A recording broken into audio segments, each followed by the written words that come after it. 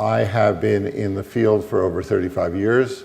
Every so often I do a series of predictions, including a couple of times at Casual Connect, going back to at the early game developers conferences in 1990, saying that online games would be significant, which was an extraordinarily unpopular view before the internet came out. Some context for you to get an idea. I've worked on both the business side and the venture side. I started as a game designer. I've run 3 startups, and then for the last 15 years, I've worked as an advisor and board member to early stage, usually venture-funded companies, such as Playdom, which was sold to Disney, or Pixelberry that was sold to Nexon, and the large companies such as Electronic Arts and Sega.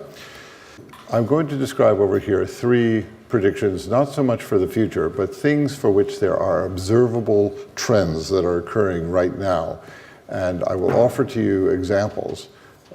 This ended up being a more dense presentation than I expected. At the end, you'll have my email address so that if you want to get this PowerPoint, I can send it to you, or it will be online on YouTube within a month. In the intervening 3.5 months since I've submitted the description, I've talked to game developers, executives, VCs operating who live with this stuff. So let's cover what we're talking about. The first is connective tissue.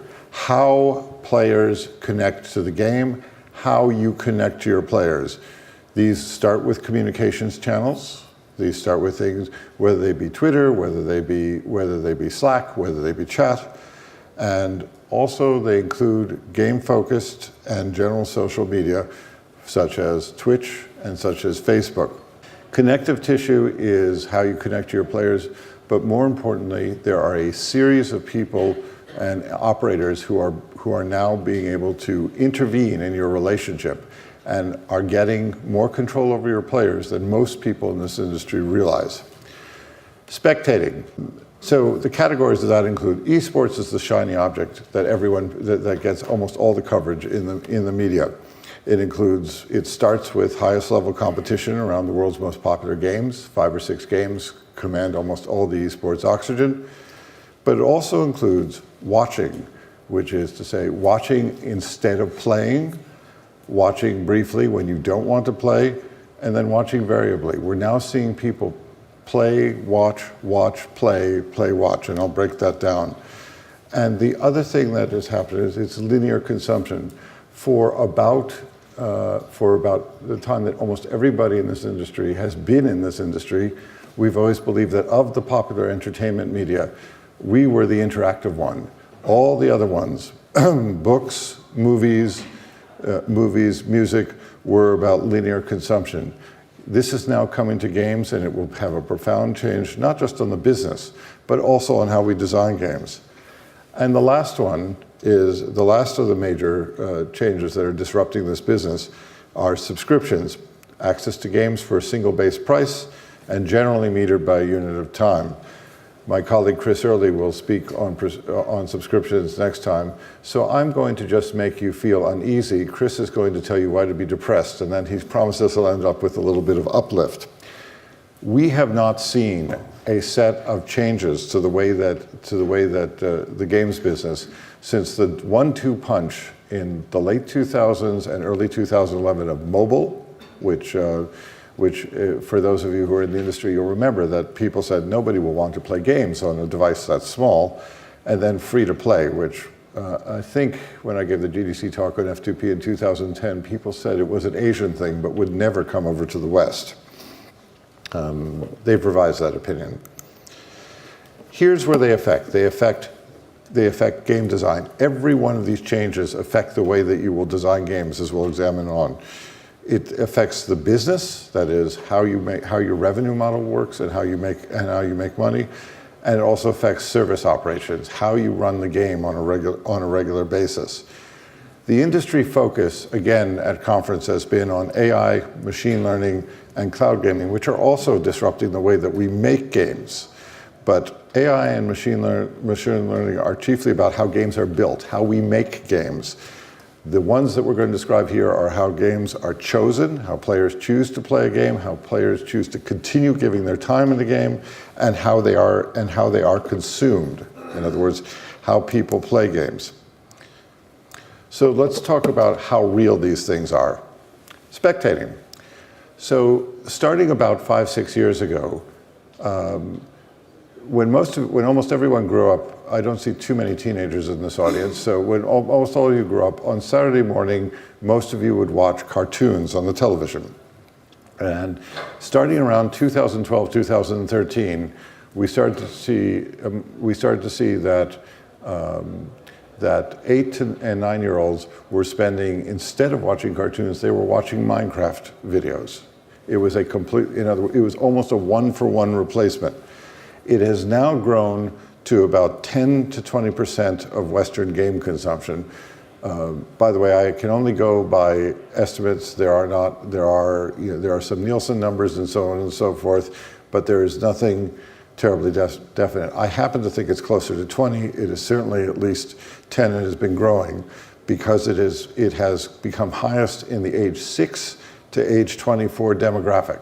The industry does not see this because most of us are too old to generally watch games as a primary form of consumption or even something that we do with regularity.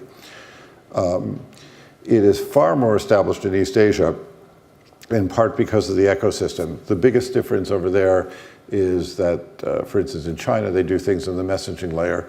But there are, in some countries, we see that 30 to 40% of consumption of games is entirely through watching. There are some things over there that have not yet come here, but I think we are moving toward, there's a fair bit of evidence, and I invite you to look for yourself and to sample what players are doing and look at the surveys. Within several years, as few as 3 or 4, and perhaps as many as 5 to 7, we will see that 50% of all game consumption will be spectating rather than actually playing. In terms of something that's coming, subscriptions. Most of you have heard the announcements that we've heard for years there's going to be the Netflix of gaming. We have now had a number of major players announce subscriptions, which are going to be the classic $10 a month, though a number of them have not announced the price. And Microsoft and Apple are among them, so these are major players who will make a difference. There already have been niche successes. We already see subscription services that are not specific to the consoles, which have gotten up to the high hundreds of thousands of subscribers. Most are in the low hundreds of thousands. These have worked across long-tail games, that is, games that are no longer new, but people want to play every so often. And these also have worked most spectacularly in MMOs, with the peak of the early subscriptions being EverQuest hitting 12 million people, of whom 7 or 8 million were paying somewhere around $12.95 to $14.95 a month. Those are dollars. Forgive me, I'm an American. I don't know the UK price. And in terms of connective tissue and communications and social media, Facebook, YouTube, Twitch. These reach each a couple billion to a couple 100 million people. All right, so the basic question with connective tissue that you need to know for your games, for every part of your games, is who controls the player relationship. So you now have multiple intermediaries who have broader and deeper relationships with the players of a game than the developers and publishers have. To give an example, well, let's start with what's out. So 5-6 years ago, there was a lot of whining in this field because you had to go through the App Store and Google Play, and you had to give the tithe to Apple and to Google, and they could decide what was publicized, they could decide what was given featured placement, but essentially they control the relationship. Now imagine a world in which several different people control your access to players. So to give you how powerful it is, it has been said in this country that Facebook and other social media have influenced the Brexit vote. So, and that's generally thought to be true. By the way, how many of you, raise your hands, believe that Facebook and Google and Twitter influence the way that people vote for their interests? Can we see raise of hands? Okay, so that's a great majority. If they are able to do that, it should be child's play for them, no pun intended, to be able to influence your play patterns. And when you look into it, you will see that your players are influenced a fair bit. The thing that has been saving you from the attention of Facebook and Google is that they don't care about games enough to really go and do the sorts of things that they do it. But within a year or two, they are all making pushes into games, and they will affect things. The relationships that these connectors have, Facebook, Google, Twitch, Discord, etc., are considerably harder to break because they permeate through people's lives. You know, Facebook is not just when I'm being a game player, it's about when I'm connecting with my family, it's about when I'm discussing Game of Thrones, it's about these are all pervasive. All of you, almost all of you use Facebook, almost all of you are experienced with Twitter, you see what can happen. Most of these intermediaries have the ability to touch every player interaction external to the game. Said in plainer English, they can touch every time you try and sell players on playing a game, you try and get their attention, you try and get them to come back. They don't always do it, but they have it, and they touch you at so many different points that they can have an accretive effect, which has an extraordinary effect on whether or not people play your games, how often they consume. So management of a game's connective partners. Trying to take control on your terms is one of the most important things in terms of engagement with players, how often they play, and what sort of revenues you're going to get for them. Let's break down the different types. The different types. There's the social media giants, we've talked about those. The general purpose video services, YouTube, the game video services such as Twitch, the game chat services such as Discord, the messaging players such as Twitter and WeChat in China, which essentially is the single most dominant form of connected to, and streamers. Apex Legends was became a hit, largely being run by streamers. And then there is a lineup of 20 to 50 to 100 players who want to be able to interpose with your players, including many of them who are over in the exhibit hall. These are extremely potent. They allow you to distract the player. They can give you an offer of other services or diversions. Hi, would you like to try this Facebook service? Hi, would you like to play this other game? How would you feel if somebody says, you're the owner of Call of Duty, you're Activision, and someone says, Eric and Paul, why don't you try Red Dead Redemption? They can do this with no particular problem. They also can do breadcrumbs. So that wall of text that occurs whenever you're looking at a game, that when you start reading down on it and seeing people slag each other, comment on things, you're not watching the game. Influence to purchase. I think that's what all these guys are in influencing businesses. Most of their dominant model is advertising. They influence what your interests are. They can put things in front of you that they know map to their interests. As was said in a U.S. congressional hearing, the biggest services like Facebook and Google know more about me than I know about myself. They're able to predict their patterns. They can capture your player relationships by using this tool of things. They don't generally do it, but Discord, for example, Discord has literally been able to take players away, and there has been some reporting about it. They fill the screen and they direct players from one game to another. They don't do it often, but they are perfectly capable of being able to do that. And then there's recapture, which is, for instance, the streamers, when they run a month's advertising and they charge $1 million, as happened with Apex Legends, there is an opportunity to say to the player, once the streamer has been selling a particular game for a month, they can't just stop it because all their fans are expecting to keep doing it. But sustained developer success flows from greater control of the player relationship. I know all of you know that. I'm just trying to point out the number of ways that the player relationship is being nibbled at. On to spectating. As I said earlier, interaction is a fundamental assumption of the game business. We're now in a world in which it may be no longer. So the emergent spectating behaviors, just so you can judge for yourself. Top level of competition, we see the top League of Legends players. Passive entertainment, such as the Minecraft example that I mentioned. Personalities, watching PewDiePie or other streamers. Game highlights, often, especially for older people, we hear about the latest 50-hour game, and we want to see what happens to the game 20 hours in when we're told some really neat things happen in the reviews. And it's a lot easier to go online and see what those versions look like.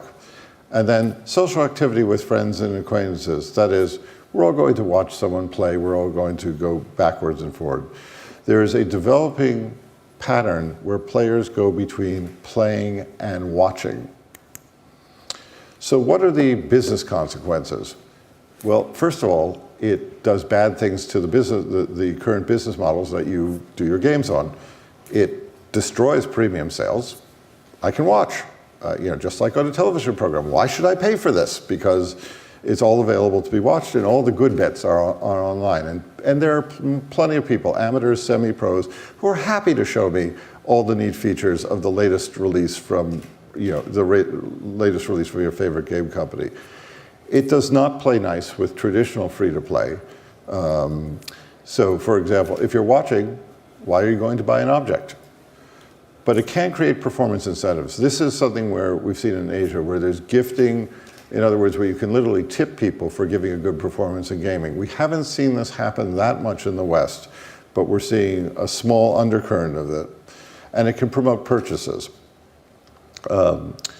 So when people are watching, it's the linear entertainment business models, the best ones known are advertising.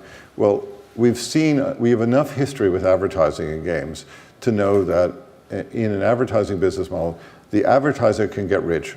The game developer or publisher doesn't, because we make a living based on people playing a game and again, and which is the antithesis of that particular model. On the long tail, unfortunately, our back catalog is not that valuable to players. If you're in the movie business, you can sell the original Ghostbusters, you can sell the remake of Ghostbusters, you can sell the female remake of Ghostbusters, you can sell Casablanca. Games that are more than a few years old and do not have staying power have generally little value. Revenues depend on a broader set of connections to and touch points with spectators. You've got to figure out how to connect to people who have chosen to watch your games, who are going to be a large number, including your most regular players. The other thing that happens with spectating is it changes the way we design game. So when I say spectators, we are seeing some experiments. Amazon and Twitch are one of the experiments going on. Unfortunately, they haven't released it publicly, though some of you may have been in the survey groups. They discovered that there are several different ways that people play, that people watch games. The first is just passive. They watch it just like it's The Big Bang Theory or it's Game of Thrones. The next is that they watch it as something linear. They want to see a story, and however they want to see how a game is done, they want to see how it goes from start to end. So the first one is more so-called couch potato. The second one is looking for something with some sort of dramatic resolution. And the next, which is the most significant, is intermodal. That is, people watch, people dip in and play, and people come out. And there are games a number of games are starting to anticipate this one way or another, but you're going to see that. What I call this is Schrodinger's spectator, which is perhaps an overly cute reference to Schrodinger's cat, but people go between watch, low interaction, and play. So the question is, when is a spectator not a spectator? When can you draw him or her into the game and get him more actively involved? And in other words, when does a player go on the sidelines? If you have something where someone can jump into a battle royale, do you allow people to come in at certain stages who've been watching, who want to come in? There are a number of things over here that are going to do it. And the other thing to consider is how much time you have. As I said earlier, we could hit the 50% threshold as soon as 3 years, which would be extremely fast, and as long as about 7 years. But given that we went from this just being a Minecraft and kids games thing in 2012 to an 8 to 24 demographic and and overall 10 to 20%, it's happening pretty fast. You'll have to make this judgment about when it attends you, but I would say start paying attention now, or at least thinking about how it will affect your next slate of original games. And then next, subscriptions meet games. So I'm going to just do an overview, and as I said, the next presentation will cover it at greater depth. So subscriptions are coming. It's a value proposition attractive to customers, as Paul observed earlier. One price, get all these games. The games business has not yet cracked this code. And actually, the prediction I'll make over here is that by their own standards, all the major